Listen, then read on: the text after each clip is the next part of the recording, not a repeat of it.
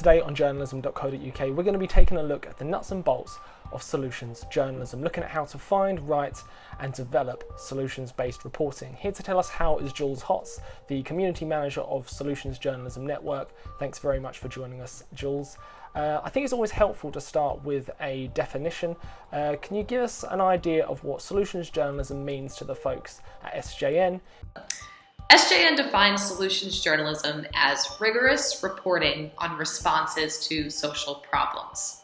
What does that mean? We like to explain it through 4 core ingredients that every solution story should have. The first is that you are covering a response to a social problem and also how that response works. Really important.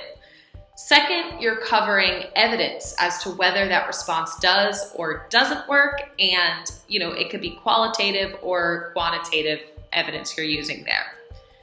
Third, you're offering insight as to how other communities and schools and institutions with that same problem can respond.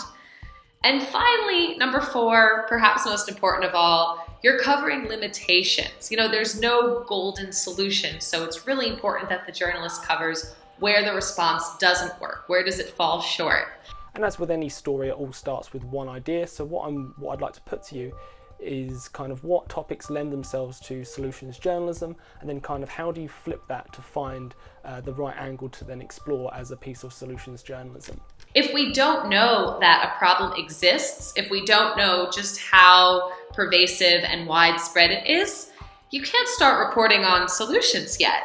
So we think that solutions journalism works best when a problem is super well known.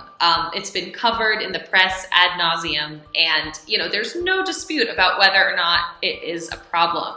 Some examples of this currently are, the climate crisis, gun violence in the United States, political polarization in many Western democracies.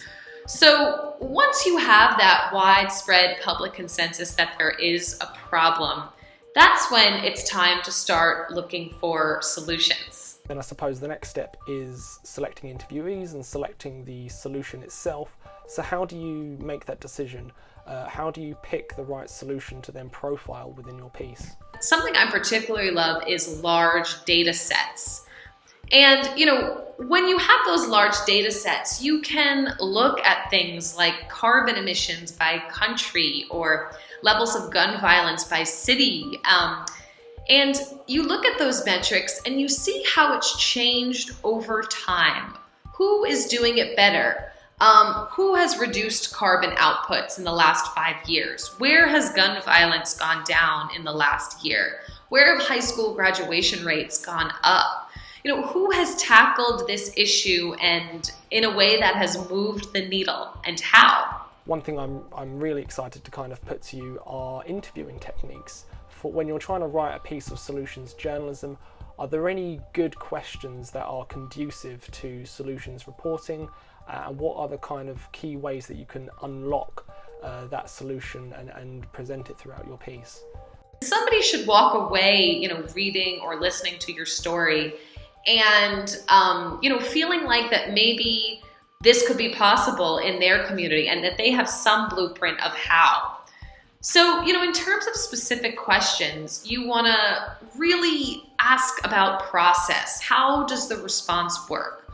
Who is involved? Who is served by this solution and who isn't served by this solution?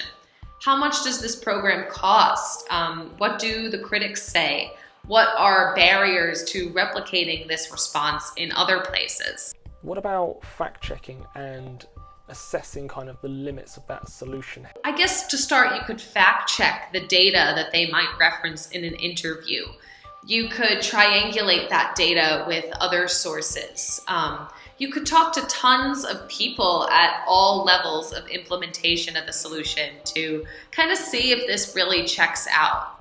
As a parting question, Jules, what is your best piece of advice for any journalist out there who wants to give solutions journalism a go today?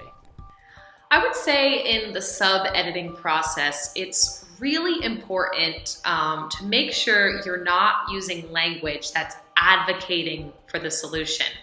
You're reporting on this as you would report any other story, which is with a sort of objectivity and an eye to rigor and limitations. So I guess in practice, it looks like taking out any language that might be construed as opinion. Taking out words like inspiring and unique and brilliant. Because even if you're reporting on something that is aiming to produce a positive change, it's your job as the journalist to make sure that you're being critical and you're paying attention to things like cost and replicability and etc.